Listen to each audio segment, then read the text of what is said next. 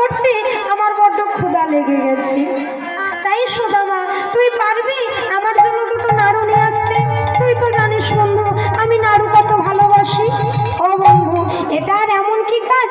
আমি এক্ষুনি গিয়ে গুরুমাকে বলবো, গুরুমা আমাদের কৃষ্ণের ক্ষুধা লেগেছে, দুটো নাড়ু দাও। অমনি গুরুমা দিয়ে দেবি আর তুমি তার সেবা করে নি। কৃষ্ণ মনে মনে ভাবছে, সুদামা গিয়ে যদি নাড়ু চাই গুরুমাকে, গুরুমা তো ওকে বড় ভালোবাসে, তৎক্ষণাৎ ওর হাতে নাড়ু তুলে দেবে। তাহলে যে আমার ওর পরীক্ষাটা নেওয়া হবে না যে ও কত বড় ভক্ত হয়েছে, কতটা নিজেকে সমর্পণ করতে পেরেছে। তাই চাতুরালীর আশ্রয় নিয়ে বলছে, আয় সুদামা, বলি তোর কি মার খাবার বড্ড শখ হয়েছে? বলি কেন বন্ধু, আমি আমার কি করলাম যার জন্য আমায় মার খেতে হবে? জানিস তো সুদামা, আমাদের গুরুমার একটা ধারণা হয়ে গেছে আমি নাকি রোজ গুরুমার রান্নাঘর থেকে নাড়ু চুরি করে সেবা করি।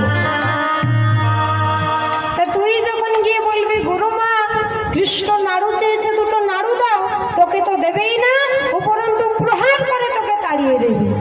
তা তুই কি মার খেতে চাস?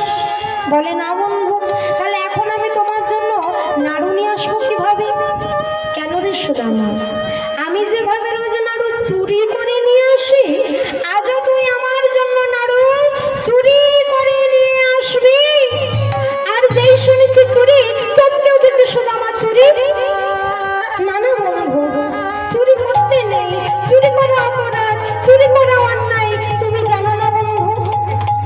সুদামা, তুই একটু আগে আমায় পরশ করে কথা দিলি তুই নাকি আমার জন্য সব করতে পারিস, তা সামান্য চুরিটুকু করতে পারবি না?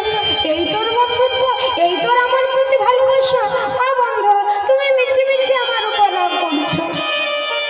আসলে কি হয়েছে জানো বন্ধু, আমি দরিদ্র হতে পারি, আমি কাঙাল হতে পারি, আমি ভিখিরি হতে পারি, কিন্তু কোনোদিনও চুরি করিনি। আর কিভাবে চুরি করতে হয় তাও যে আমার জানা নেই। এখন বলো বন্ধু, আমি তোমার জন্য নাড়ু চুরি করে কিভাবে নিয়ে আসবো?